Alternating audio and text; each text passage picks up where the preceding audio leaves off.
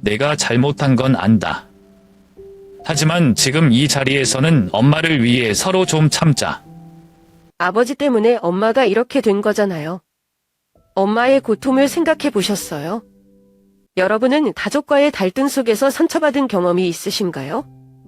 오늘 영상에서는 한 가족이 오랜 상처를 극복하고 서로를 다시 치유해가는 이야기를 들려드리려 합니다. 설날을 맞아 다시 모인 가족, 그리고 송편을 만들며 시작된 작은 화해의 순간들. 이 이야기가 여러분께 가족의 소중함을 다시 일깨워 들리길 바랍니다. 끝까지 함께해 주세요. 안녕하세요. 저는 은주라고 합니다.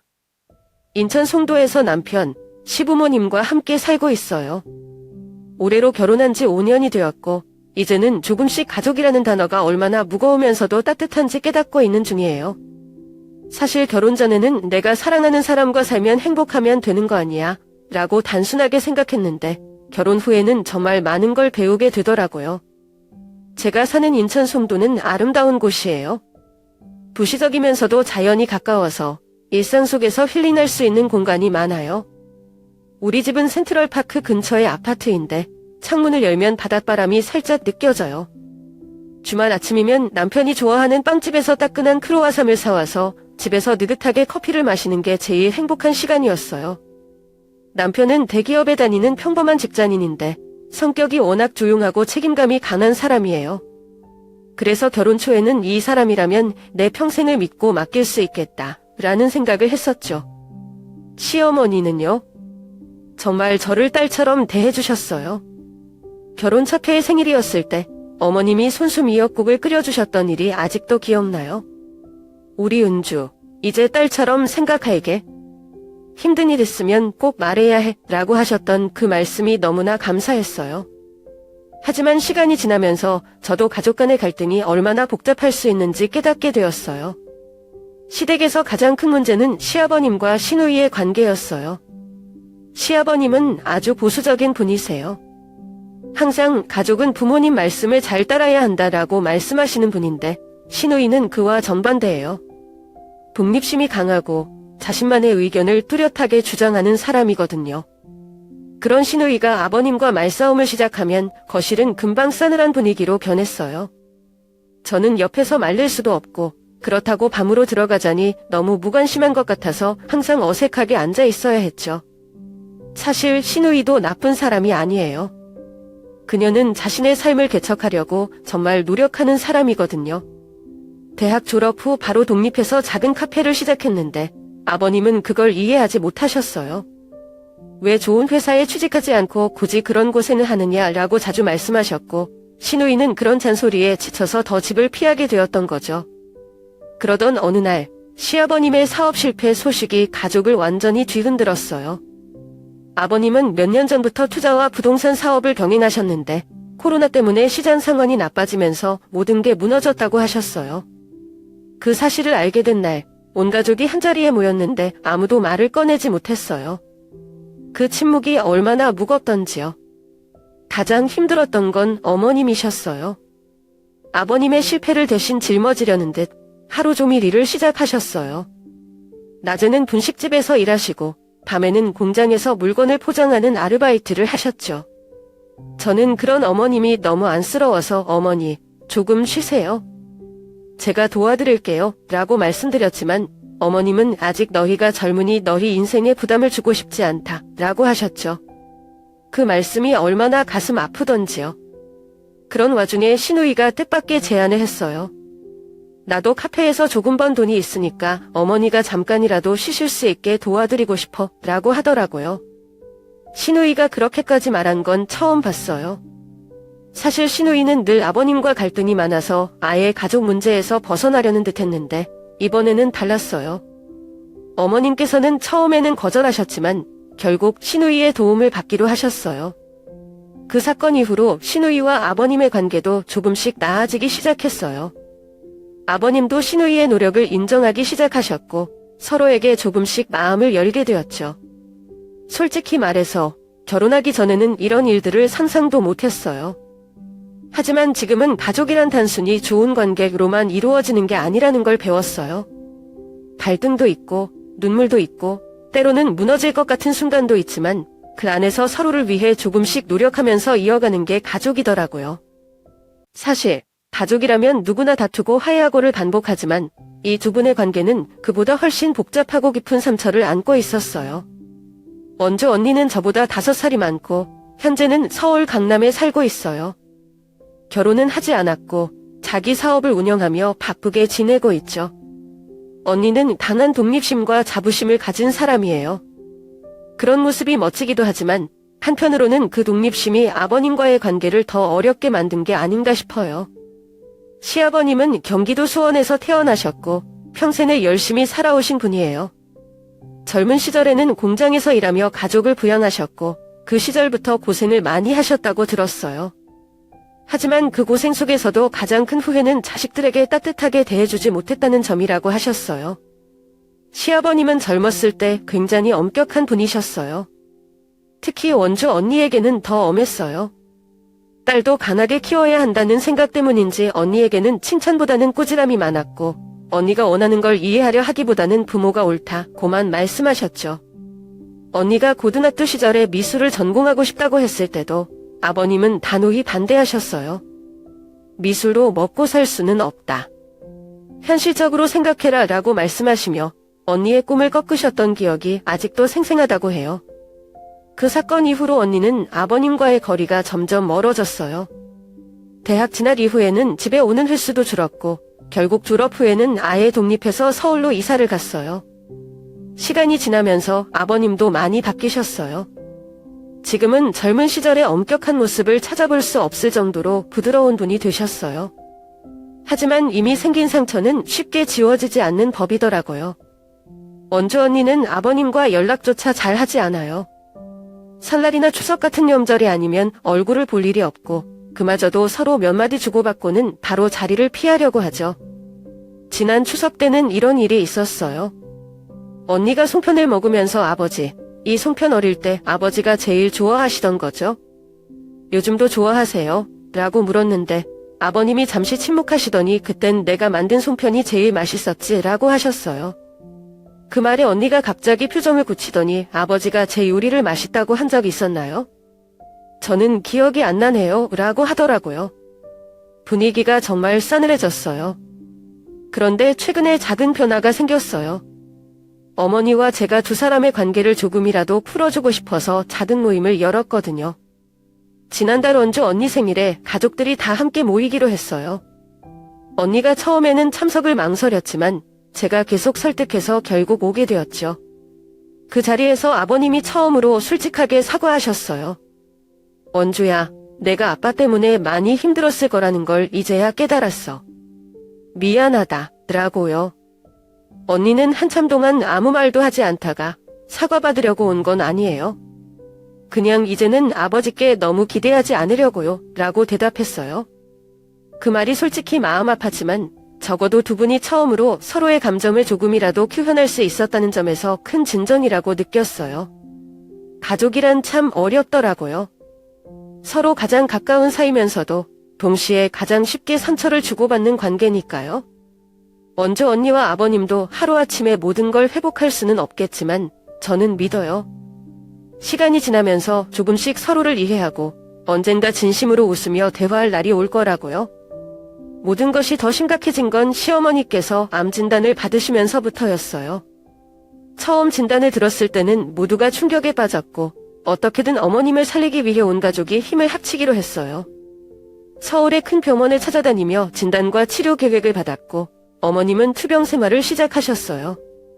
어머님의 병이 처음 발견된 건 작년 봄이었어요. 그때만 해도 송도의 집 근처 공원을 함께 산책하시던 모습이 아직도 선명해요. 어머님은 늘 에너지가 넘치는 분이셨어요. 가족들을 위해 매일 아침 점성껏 아침 식사를 준비하시던 모습이 제게는 늘 존경스러웠죠. 하지만 병원 검사 결과가 나온 날 어머님은 갑자기 많이 작아 보이셨어요. 병원은 강남에 있는 암 전문 병원이었는데 매번 병원에 갈 때마다 가족들이 돌아가며 어머님을 모셨어요. 처음에는 치료가 잘 될 거라는 희망이 있었어요. 항암 치료를 받으시면서도 내가 버텨야 너희가 편해진다며 웃으시던 모습이 떠올라요. 하지만 시간이 지나면서 몸이 점점 약해지시고 고통스러워 하시는 모습이 자주 보였어요.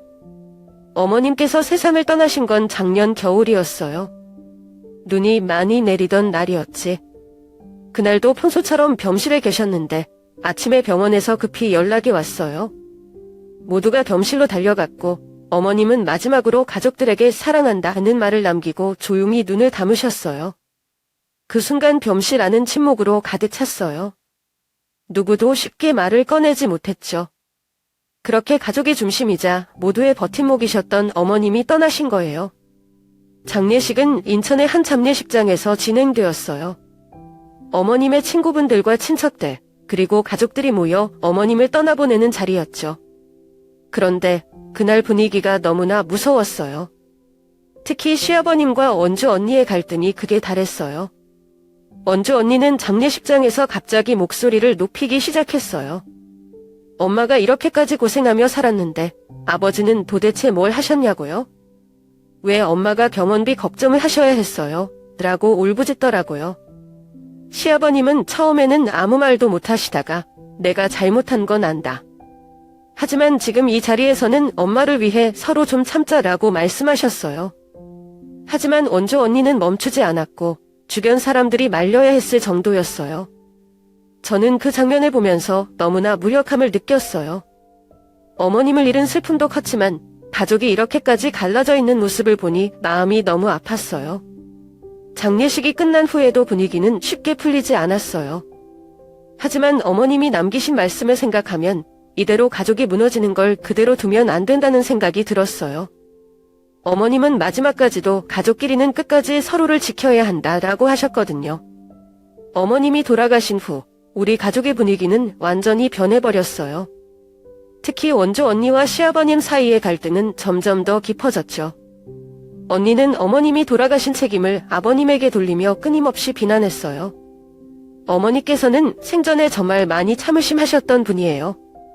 자식들에게는 항상 웃음을 보이셨지만 그 뒤에는 아버님과의 갈등이나 경제적인 문제로 많이 힘드셨다는 걸 결혼 후에야 알게 되었어요. 원주 언니는 아버님의 그런 점이 어머님을 병들게 했다고 생각했어요. 아버지, 엄마가 그렇게까지 고생하신 걸 모르셨나요?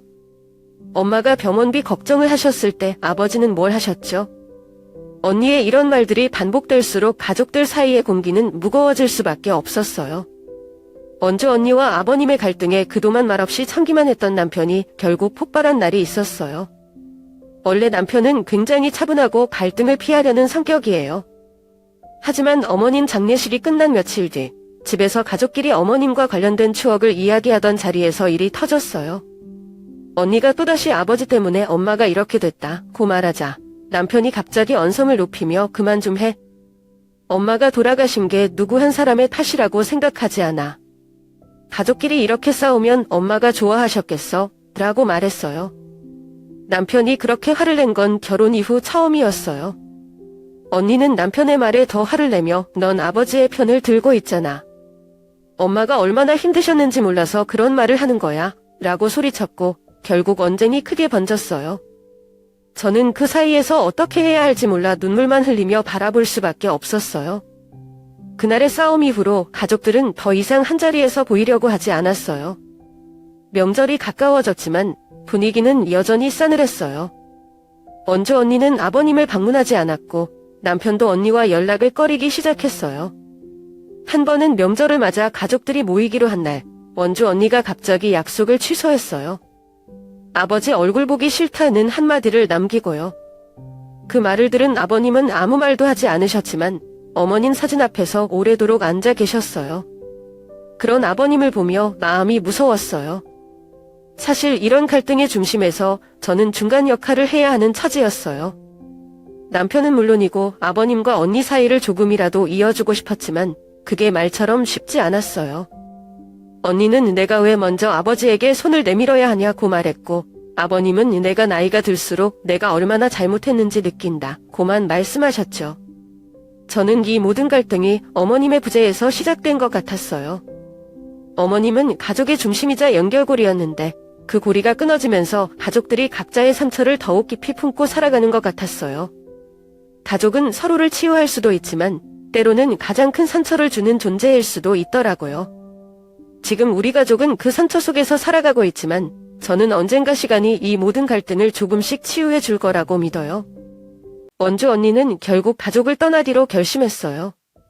어머님을 잃은 슬픔, 그리고 아버님과의 끝없는 갈등이 언니를 지치게 한 것 같았어요.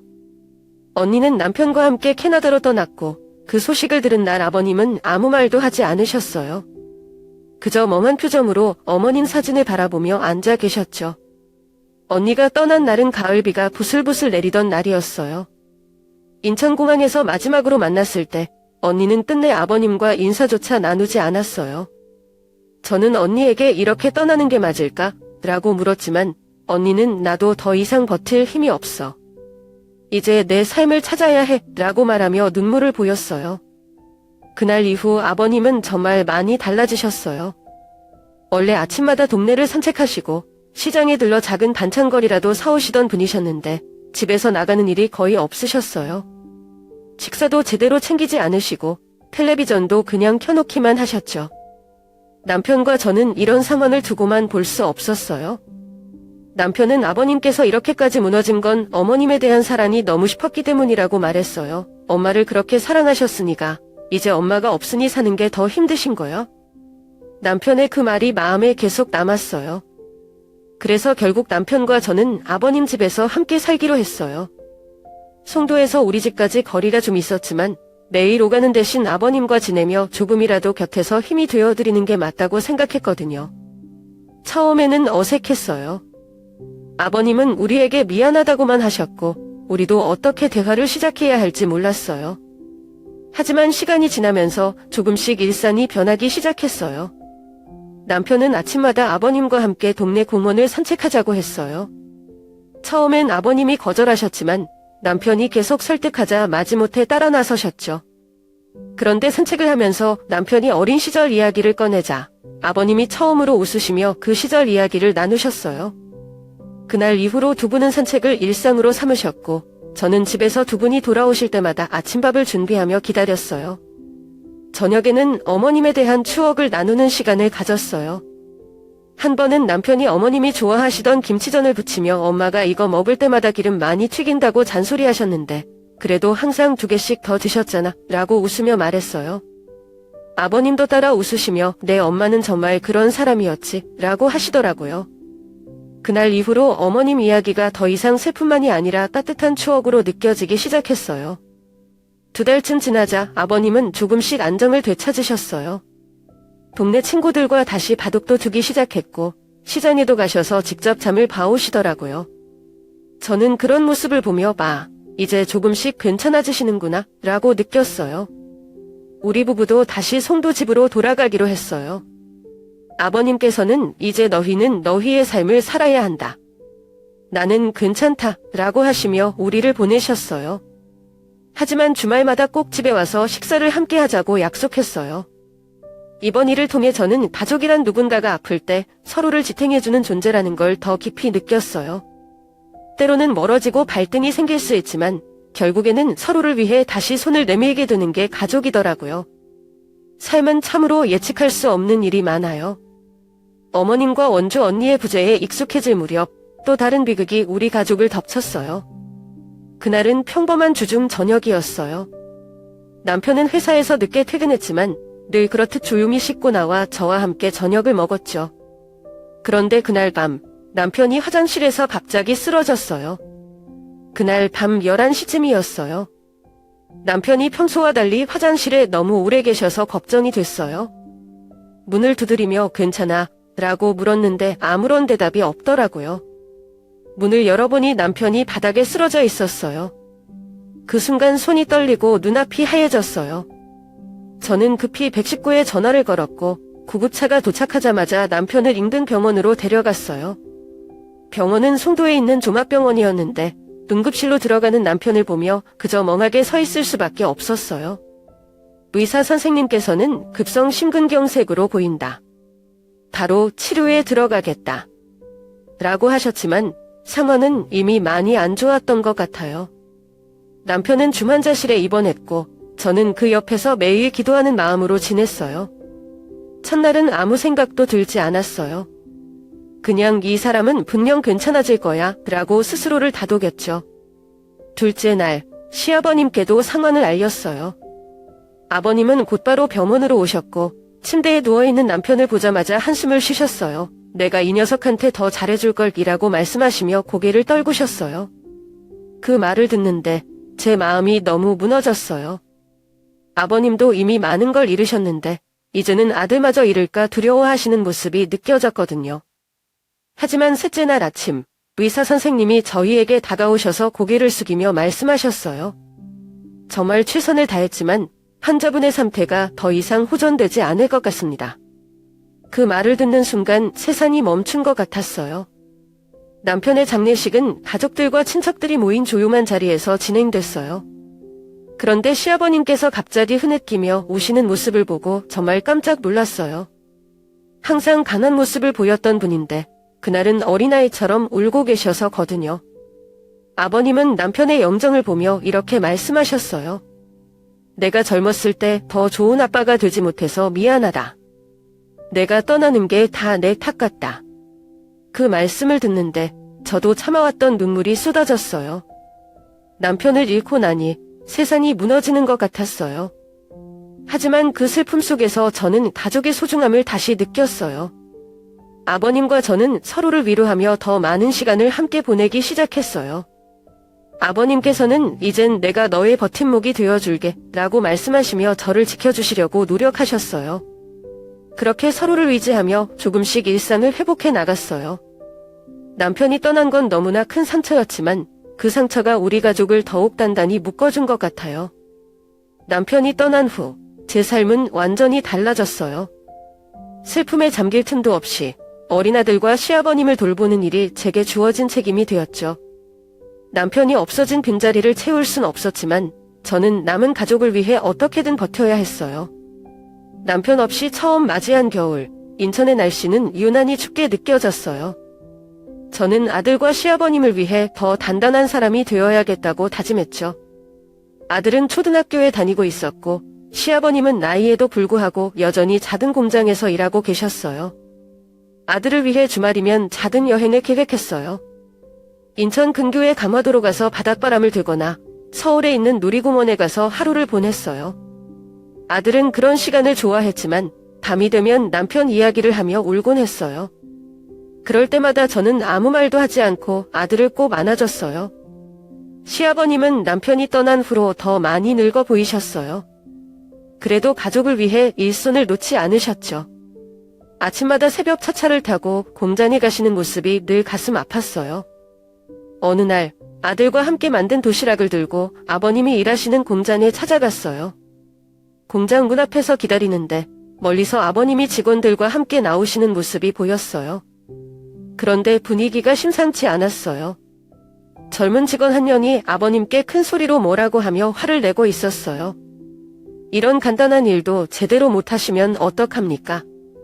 나이가 많다고 다 봐줘야 하는 건 아니잖아요. 그 직원의 말에 아버님은 아무 말 없이 고개를 숙이고 계셨어요. 저는 그 장면을 보고 참을 수 없었어요.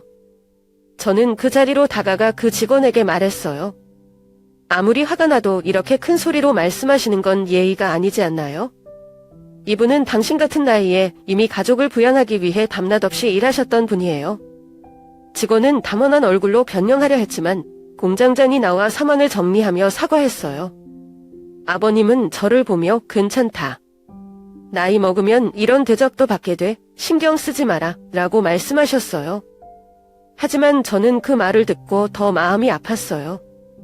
그 사건 이후 저는 아버님과 더 많은 시간을 보내기로 했어요. 매일 아침 차를 타고 공장까지 모셔다 드리고 퇴근 시간에 맞춰 데리러 갔어요.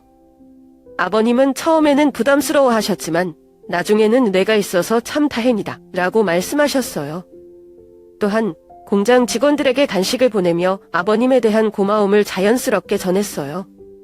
조금씩 직원들도 아버님을 더 배려하고 존중하기 시작했어요.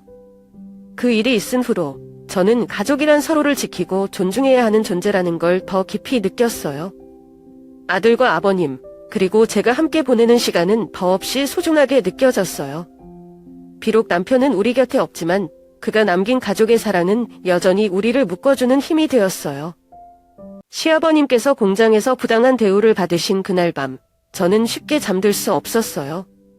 평생 가족을 위해 희생하신 아버님이 그렇게까지 무시당하셔야 했는지 제 마음속에 분노와 슬픔이 뒤섞였어요. 저는 기자로서 할 수 있는 일이 무엇인지 고민하기 시작했어요. 다음 날 아침, 저는 회사와 공장 상황에 대한 조사를 시작했어요. 아버님이 일하시는 공장은 인천 외곽에 위치한 중소기업의 생산 공장이었어요. 주로 나이 많은 직원들이 일하고 있었고 젊은 관리직 직원들 사이에서는 나이 든 직원들에 대한 차별적 발언이 자주 나온다는 이야기를 들었어요. 저는 아버님의 동료 몇 분과 인터뷰를 진행했어요. 한 분이 조심스럽게 말씀하시더라고요. 여기선 나이가 많으면 늘 실수하는 사람으로 보죠. 우리도 힘든데 아무리 열심히 해도 인정받기 어려워요. 그들의 이야기를 들으며 단순히 아버님 개인의 문제가 아니라 더 큰 구조적인 문제라는 걸 알게 됐어요. 저는 이에 대한 증거를 모으기 시작했어요. 공장에서 오간 대화와 관리직 직원들의 태도를 기록한 동료들의 증언을 확보했고 공장의 근무 환경에 대한 문제점도 정리했어요. 며칠 후 저는 준비한 자료를 들고 회사의 인사 담당자와 면담을 요청했어요. 그 자리에서 저는 시아버님이 겪으셨던 일을 포함해 직원들 사이에서 일어나는 부당한 대우에 대해 상세히 설명했어요. 처음에는 담당자가 불편한 표정을 지으며 그건 개별적인 문제일 뿐이라고 하더라고요. 하지만 제가 증거 자료를 보여주며 이 상황을 기사로 낼 수도 있다는 의사를 비추자 태도가 바뀌었어요. 이런 일이 다시 일어나지 않도록 철저히 조사하고 조치를 취하겠습니다. 담당자는 약속했어요. 하지만 저는 그것만으로는 부족하다고 느꼈어요. 피해를 본 사람들에게 실질적인 사과와 보상이 이루어져야 한다고 주장했죠. 결국 회사는 문제를 심각하게 받아들이기 시작했어요. 문제의 직원을 즉각 해고하기로 결정했고 공장장과 젊은 관리직 직원들에 대한 교육 프로그램을 도입하기로 했어요. 며칠 후 공장에서 공개 사과 자리가 마련됐어요. 공장장은 모든 직원들 앞에서 시아버님에게 진심으로 사과하며 저희 관리 부족으로 인해 많은 분들이 상처를 받으셨습니다. 앞으로 이런 일이 반복되지 않도록 하겠습니다. 라고 말했어요. 그 순간 시아버님은 묵묵히 고개를 끄덕이며 나 혼자만의 문제가 아니니 잘 해결되길 바란다. 고 답하셨어요. 설날이 다가오자 저는 아들과 함께 시아버님 댁에 가기로 결심했어요. 남편이 떠난 후 첫 명절이라 아버님이 얼마나 외로우실지 생각하니 마음이 무서웠어요. 사실 아버님도 너희는 그냥 집에서 쉬어라 라고 말씀하셨지만 그런 상황에서 혼자 계시게 두고 싶지 않았어요. 설날 아침 저는 아들과 함께 시아버님 댁으로 갔어요. 인천 외곽에 위치한 작은 단독주택이었는데 아버님이 평생이라며 모은 돈으로 직접 꾸미신 곳이에요. 아버님은 저희를 반갑게 맞아주셨지만 표정 속에 담긴 쓸쓸함이 느껴졌어요. 집안은 여전히 어머님이 살아계실 때처럼 정리되어 있었고 거실 한쪽에는 어머님의 사진이 놓여 있었어요. 아들은 집에 도착하자마자 할아버지, 같이 송편 만들어요 라며 신나게 뛰어다녔어요. 시아버님은 잠시 멈칫하시더니 웃으며 그래, 우리 손자랑 같이 만들어보자 라고 하셨어요. 부엌에서 아들과 아버님이 함께 송편을 만드는 모습을 보며 저는 그동안의 무거운 마음이 조금씩 풀리는 걸 느꼈어요. 아들은 아직 어린 손으로 쌀가루를 만지며 모양을 만들었고 아버님은 그걸 보며 내가 너희 아빠 어릴 때도 이렇게 가르쳤다 며 추억을 꺼내셨죠. 그런데 너희 아빠는 송편을 만들 때마다 고구마 속을 넣으려고 고집을 부렸지. 내가 계속 팥소가 더 맛있다고 했는데 끝까지 자기 고구마가 최고라고 했단다. 아버님의 말씀에 저와 아들은 한참을 웃었어요. 송편이 쪄지는 동안 아버님은 아들에게 설날의 의미를 이야기해 주셨어요. 설날은 단순히 새해를 맞는 날이 아니야. 가족이 함께 모여 서로의 안부를 확인하고 또 다가올 한 해를 위해 마음을 다잡는 날이지. 아들이 고개를 끄덕이며 할아버지, 우리 가족은 항상 함께했죠? 라고 묻자 아버님은 잠시 멈추셨다가 그럼 우린 항상 함께지 라고 대답하셨어요. 그날 저녁 우리는 함께 차례를 지내고 어머님 사진 앞에 송편을 올렸어요. 아버님은 두 손을 모으고 조용히 기도하시며 여보, 우리 잘 지내고 있어요. 걱정 말아요 라고 말씀하셨어요. 저는 그 모습을 보며 눈시울이 붉어졌어요. 아들은 할아버지와 함께 전통놀이를 하며 시간을 보냈고 저는 부엌에서 따뜻한 차를 준비하며 그 순간을 조용히 지켜봤어요. 가족이란 이렇게 단순한 일상 속에서도 서로를 치유하고 함께 있는 것만으로도 위로가 되는 존재라는 걸 다시 한번 느꼈어요. 설날이 끝나갈 무렵 아버님께서는 아들에게 다음에 또 놀러와라. 할아버지가 더 재미있는 놀이 준비해 놓을게 라고 말씀하셨고 아들은 할아버지 최고 라며 환하게 웃었어요. 그날 밤 집으로 돌아오는 길 저는 아들에게 오늘 할아버지랑 함께해서 즐거웠니? 라고 물었어요. 아들은 할아버지랑 있으니까 아빠 생각도 나고 좋았어 라고 말했어요. 그 말을 듣는 순간 사랑이란 정말로 사람을 치유할 수 있다는 걸 느꼈어요. 가을이 깊어가던 어느 오후 병원에서 한 통의 전화가 걸려왔어요. 시아버님이 정기 건강검진을 받으러 가셨는데 추가 검사를 해야 한다며 병원으로 다시 오라는 소식이었죠.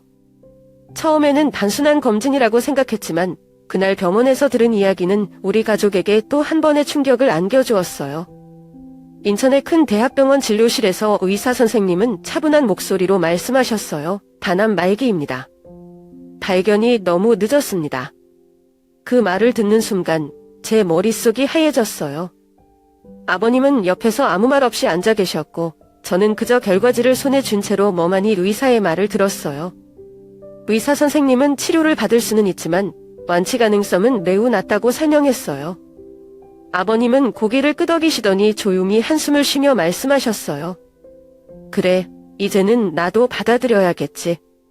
집으로 돌아오는 길, 아버님은 한마디도 하지 않으셨어요. 집에 도착하자마자 방으로 들어가 문을 닫으셨고 저는 아들에게 어떻게 이 소식을 전해야 할지 고민했어요. 그날 밤 남편의 빈자리가 더 크게 느껴졌어요.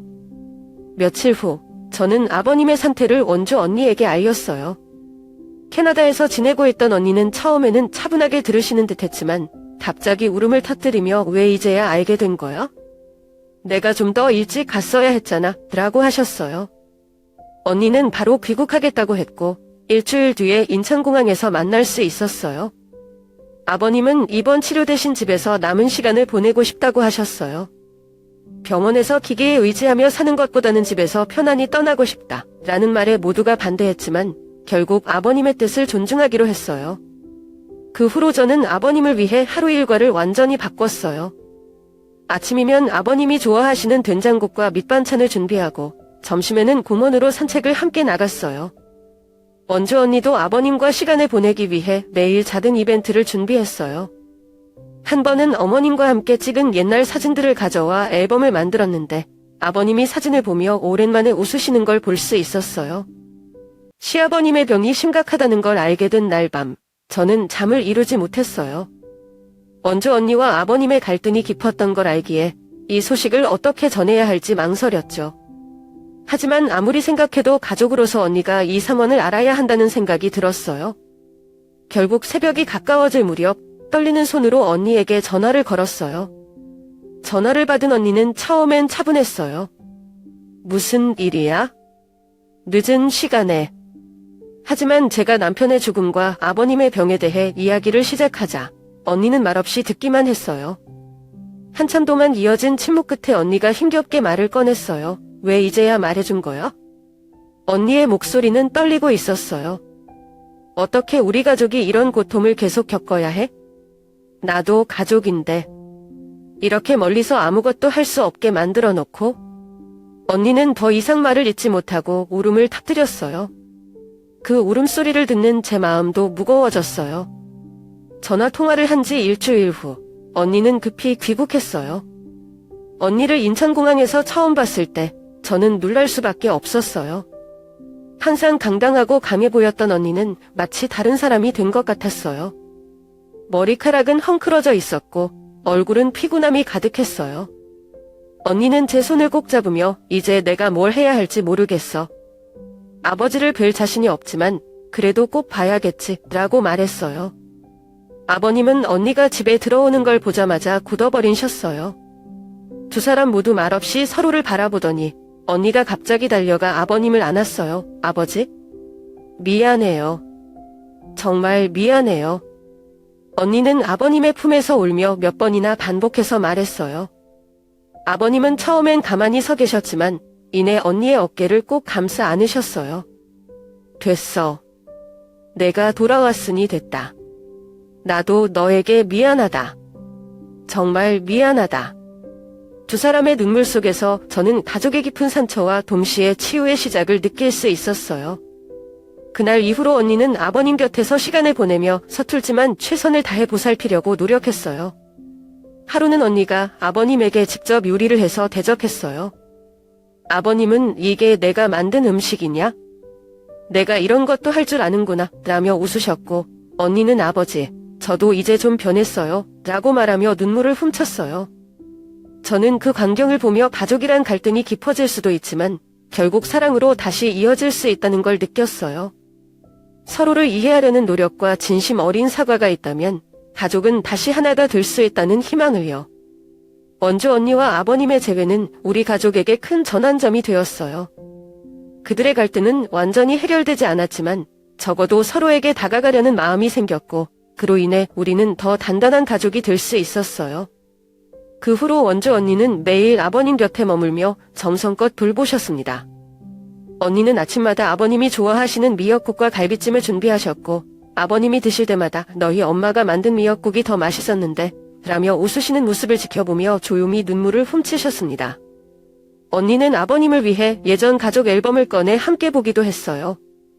오래된 사진 속에는 어머님과 아버님, 그리고 어린 원주 언니와 남편의 모습이 담겨 있었죠. 한 번은 사진 속에서 어린 시절의 언니가 아버님과 자전거를 타고 있는 모습을 보고 아버님께서 말씀하셨어요. 그때 내가 얼마나 자전거를 타고 싶어 했는지 알아? 내가 밤늦게까지 일하고 산 첫 자전거였는데 너희 엄마가 너무 좋아하셨던 게 생각난다.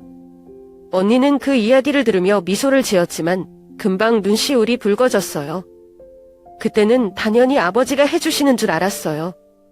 이제 보니 그게 얼마나 큰 사랑이었는지 깨닫게 됐어요. 어느 날은 가족 모두가 거실에 모여 따뜻한 차를 마시며 이야기를 나눴어요.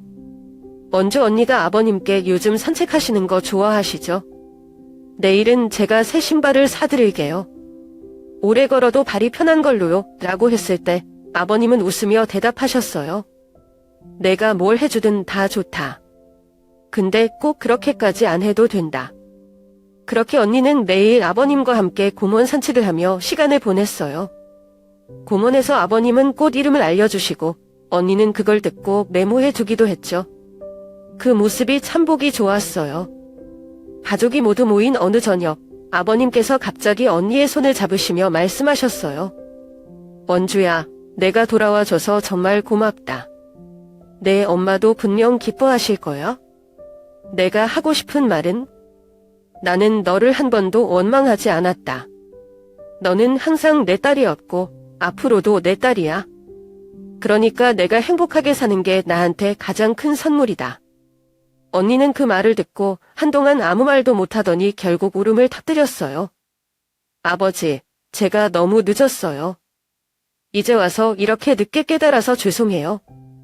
하지만 앞으로는 아버지 곁에서 모든 걸 함께 할게요. 그날 밤, 저는 침대에 누워 언니와 아버님이 나누었던 대화를 떠올리며 생각했어요. 사랑은 때로는 상처를 주고 또 때로는 멀리 돌아가게 만들지만 결국엔 그 사랑이 다시 가족을 하나로 묶어주는 힘이 된다는 거려. 시아버님의 마지막 날들은 가족의 사랑으로 가득 채워졌어요. 암이라는 무서운 병이 아버님의 몸을 점점 약하게 만들었지만 가족들의 곁에서 평온하게 시간을 보내셨죠. 특히 원주 언니가 곁에 있으니 아버님은 그동안 느꼈을 외로움이 조금은 덜했을 거라 생각해요. 아버님은 생애 마지막 아침, 침대 옆에 앉아있는 원주 언니의 손을 잡고 말씀하셨어요. 내가 더 오래 살면서 너희를 지켜줄 줄 알았는데 이렇게 떠나게 돼서 미안하다. 언니는 눈물을 참으며 아버지, 저를 용서해 주셔서 감사합니다. 제가 앞으로는 아버지 뜻대로 살아갈게요 라고 말했어요. 그 후로 몇 시간 뒤 아버님은 조용히 숨을 거두셨습니다. 원주 언니는 아버님 곁에서 손을 꼭 잡고 울면서 아버지, 사랑합니다. 이제는 편히 쉬세요 라고 말씀드렸어요. 그 모습을 보면서 저는 가족이라는 게 때로는 후회와 눈물 속에서 더욱 단단해지는 것 같다는 생각이 들었어요. 장례식은 가족과 친척들이 조용히 아버님을 기리는 자리였어요. 이전에는 항상 갈등으로 가득했던 가족이었지만 이번 장례식에서는 모두가 한마음으로 아버님을 떠나보냈어요. 원주 언니는 제게 이렇게 말했어요. 이번에 돌아오지 않았다면 저는 아마 평생 후회했을 거예요. 아버님께 사랑을 전할 수 있어서 정말 다행이에요. 장례식이 끝난 후 원주 언니는 캐나다로 돌아가지 않고 한국에 더 머물기로 했어요. 저와 아들을 챙기고 더 오랜 시간 가족으로서의 역할을 다하고 싶다는 뜻을 밝히셨어요. 언니는 제 아들과 공원에서 뛰어놀고 함께 숙제를 도와주는 모습으로 조금씩 마음의 평화를 찾아갔어요. 하루는 언니와 아들이 함께 그림을 그리고 있었어요. 아들은 언니에게 이건 할아버지, 이건 아빠. 우리 가족은 모두 함께 했어요. 라고 말하며 그림을 보여줬어요. 언니는 그 말을 듣고 잠시 말을 잇지 못하더니 그래, 우리 가족은 항상 함께야 라고 대답했어요. 그 순간 저는 눈물이 날 것 같았어요.